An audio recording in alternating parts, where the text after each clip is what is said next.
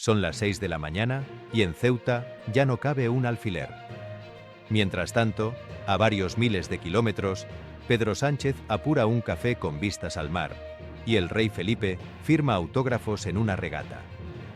Esa es la imagen que ha corrido como la pólvora estas últimas horas y da igual lo que penséis de ella. La sensación que ha dejado en Ceuta es la de una ciudad sola. 49.000. Ese es el número que ha puesto patas arriba media España. 49.000 personas que, según la alerta interna que se filtró hace apenas unos días, podrían intentar cruzar la frontera sur en las próximas semanas. Y aquí viene la primera bomba de la noche. La funcionaria que firmó ese informe ya no tiene despacho. Cesada, fuera, sin previo aviso, según cuentan compañeros suyos que prefieren no dar la cara. El gobierno lo explica como una reorganización interna, algo rutinario, nada que ver con las cifras. La oposición lo cuenta de otra manera. Para ellos, aquí lo único rutinario ha sido callar a quien avisó a tiempo. Vosotros decidís a quién creer, pero quedaos, porque esto va a peor. Porque no ha sido solo el número, ha sido el mapa. Sí, el mapa. Si esta semana habéis abierto Google Maps y habéis buscado Ceuta o Melilla, puede que os hayáis encontrado con una sorpresa de las gordas. Ambas ciudades aparecen señaladas como territorio en disputa. No como una provincia española más, no como lo que habéis estudiado toda la vida en el colegio, sino como una zona gris, de esas que en los mapas se pintan cuando nadie se pone de acuerdo sobre a quién pertenece. Google, de momento, ha dicho que se trata de un ajuste algorítmico vinculado a reclamaciones históricas de Marruecos, y que no representa una postura oficial de la empresa. Ya. Un ajuste algorítmico, justo esta semana, justo con Ceuta desbordada. Las casualidades, cuando se acumulan, dejan de parecer casualidades, y esa es precisamente la sensación que muchos ceutíes llevan días compartiendo en redes. Y aquí es donde el asunto deja de ser una noticia de fronteras y se convierte en otra cosa completamente distinta. Porque si estabais pensando que esto iba solo de una avalancha migratoria, agarraos, que la cosa se complica todavía más. Y aquí es donde a mí, sinceramente, se me revuelve el estómago. Circulan versiones, todavía sin confirmar del todo, que apuntan a que el Centro Nacional de Inteligencia habría enviado informes de advertencia semanas antes de que la presión migratoria se disparara. Informes que hablarían de movimientos inusuales en el lado marroquí de la valla, de concentraciones que no encajaban con los patrones habituales. El ministro Marlaska lo ha negado con rotundidad ante los micrófonos. Según su versión, no existió ningún informe de esas características y todos son bulos diseñados para generar alarma social. Fuentes próximas al CNI, en cambio, sostienen justo lo contrario y aseguran que ese documento existe y que llegó a Interior con tiempo de sobra para actuar. Dos versiones, un mismo ministerio y una pregunta que de momento nadie responde con claridad. Si el informe no existió, ¿por qué hay tantas personas jurando que lo leyeron? Y por si esto fuera poco, entra en escena el tercer actor de esta historia, el que a mí personalmente me deja con la boca abierta. Fuentes gubernamentales, hablando siempre bajo condición de anonimato, aseguran que representantes de la CIA y del Mossad mantuvieron contacto con Interior en plena escalada de la crisis y que ambos servicios transmitieron un mensaje de calma, asegurando que no existía un riesgo inminente para la seguridad de la ciudad. Marlaska ha negado también esta parte, calificándola de invención sin fundamento. Pero la pregunta que se hacen muchos ceutíes esta noche es sencilla y punzante a la vez. Si nunca hubo contacto con esos servicios, ¿de dónde ha salido el rumor con tanto detalle? ¿Quién se inventa nombres de agencias de inteligencia extranjeras para colar una mentira? Y si de verdad hubo contacto y todo fue un error de cálculo, ¿quién responde por ese error cuando la ciudad lleva días desbordada? Analistas en seguridad internacional, consultados por varios medios, recuerdan que no sería la primera vez que agencias extranjeras comparten valoraciones de riesgo con España en asuntos fronterizos, y que ese tipo de intercambios suele mantenerse fuera del foco público por motivos de confidencialidad diplomática. Puede ser, Pero también puede ser, dicen otros analistas con la misma seriedad, que ese silencio venga más de la incomodidad de admitir un fallo de cálculo que de ninguna necesidad real de discreción. Las dos lecturas conviven esta semana en las tertulias, y ninguna ha logrado imponerse del todo sobre la otra. No os vayáis, porque lo que viene ahora es, para mí, la parte más incómoda de toda la noche. Preguntaos esto conmigo un segundo. ¿Qué hace un ciudadano de a pie cuando siente que las instituciones que deberían protegerle no le están contando la verdad completa? Pues en Ceuta, esta semana, la respuesta ha sido salir a la calle. Y no de cualquier manera. Vito Quiles y Alvise Pérez viajaron hasta la ciudad autónoma para hacer acto de presencia, acompañados por representantes de Núcleo Nacional, con la intención declarada de denunciar lo que ellos definen como abandono institucional. La cosa no salió como esperaban. Vecinos de varios barrios se organizaron para impedir su paso. Hubo empujones, gritos y al final, los tres grupos tuvieron que retirarse escoltados, entre abucheos que se escuchaban desde varias calles de distancia. Los propios ceutíes, en declaraciones a medios locales, explicaron el motivo con una frase que se ha repetido como un eco toda la semana: que nadie venga desde fuera a usar su dolor como decorado para una foto. ¿Os imagináis la escena? Un grupo llega presentándose como la voz de la ciudad, y la propia ciudad les da la espalda en directo. Esto no es un detalle menor, esto es un mensaje clarísimo, y todavía tenemos que ver cómo responden ellos en los próximos días. Mientras tanto, el ambiente en la ciudad sigue siendo tenso. Comerciantes que hablan de pérdidas, familias que evitan salir de noche, agentes de la Guardia Civil trabajando en turnos que se alargan más de lo razonable.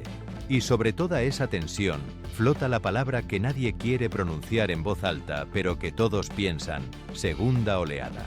Porque las mismas fuentes que hablaban de los 49.000 aseguran ahora que ese número era solo la primera fase, y que en las próximas semanas podría llegar un contingente adicional, todavía sin cifra oficial confirmada. El gobierno insiste en que la situación está bajo control y que se están reforzando los dispositivos fronterizos con Marruecos. La oposición exige una comparecencia urgente en el Congreso. Y en medio de todo eso, Sánchez sigue sin pronunciarse directamente ante las cámaras, algo que sus críticos señalan como una ausencia significativa, mientras que desde Moncloa se insiste en que la gestión de la crisis está en manos de los ministerios competentes y que no hace falta que el presidente interrumpa su agenda para cada incidencia fronteriza. Hay algo más que se ha colado en las conversaciones de estos días y que merece un párrafo aparte. Varios comerciantes del centro de Ceuta, hartos de dar entrevistas sin que cambie nada, han empezado a grabar ellos mismos vídeos cortos mostrando colas, aglomeraciones y controles reforzados, y esos vídeos se están moviendo por redes mucho más rápido que cualquier nota de prensa oficial. Algunos llevan semanas viendo cómo baja la clientela en sus tiendas, otros cuentan que directamente han cerrado antes de lo habitual por precaución.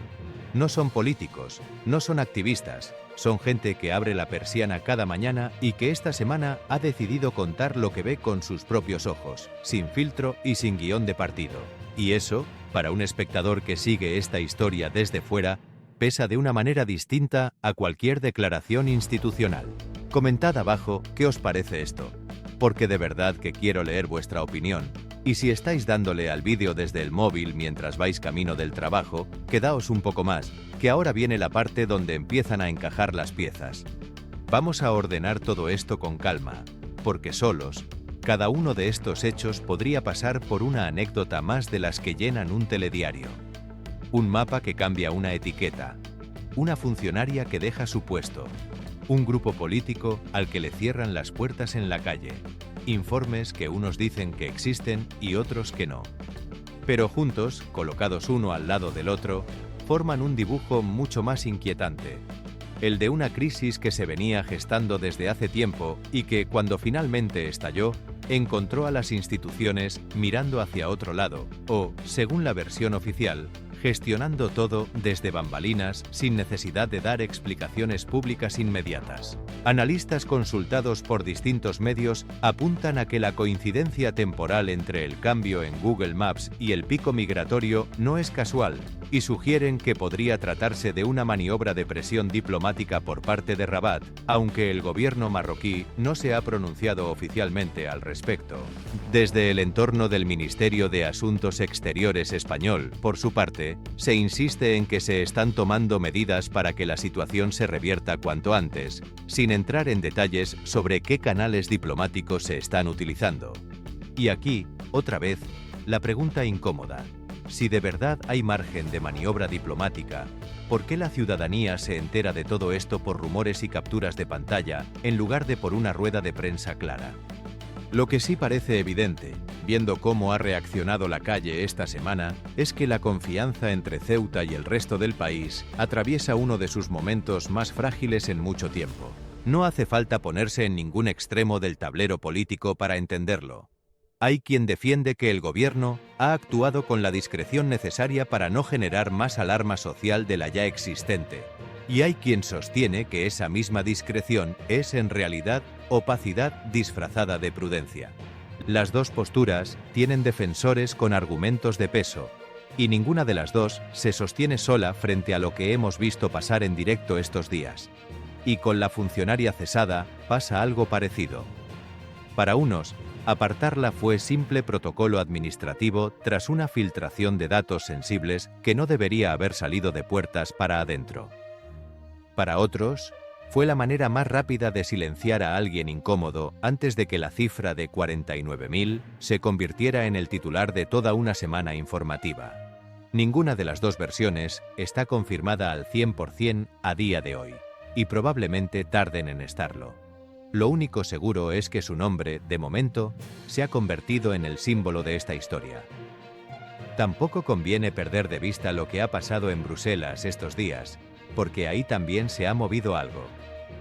Varios eurodiputados españoles han pedido explicaciones formales sobre la gestión fronteriza, y desde la Comisión Europea se ha respondido con la fórmula habitual de estos casos, que siguen el asunto con atención y que confían en que España aplique el marco migratorio común.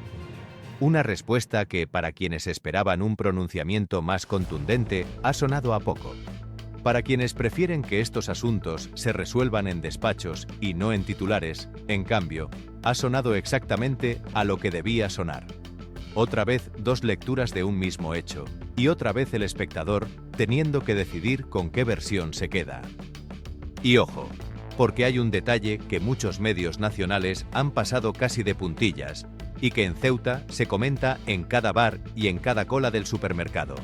El dispositivo de refuerzo enviado a la frontera, según fuentes municipales, llegó con menos efectivos de los solicitados inicialmente por la delegación del gobierno en la ciudad.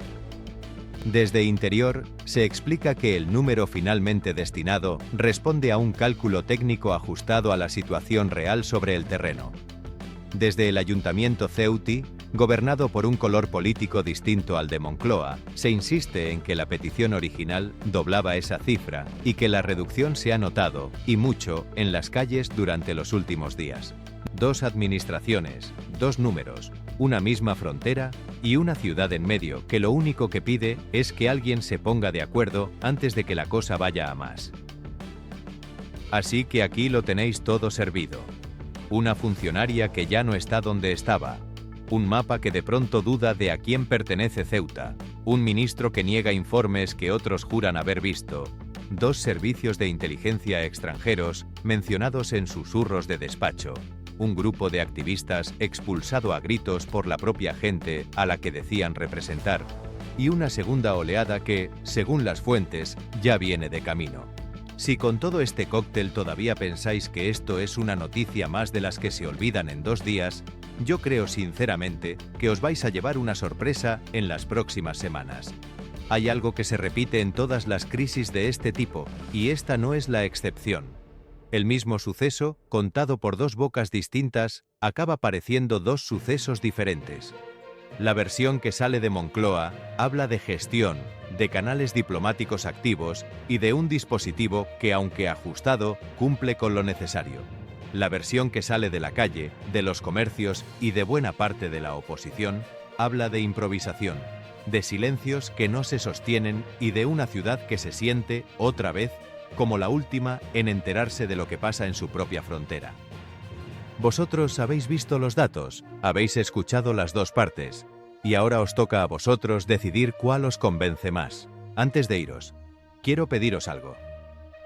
Si este vídeo os ha hecho pensar, si os ha generado, aunque sea una pizca de indignación o de curiosidad por saber más, dadle a suscribiros, porque en este canal vamos a seguir el hilo de esta historia hasta que tengamos respuestas claras, y no me gustaría que os la perdierais por no tener activada la campanita.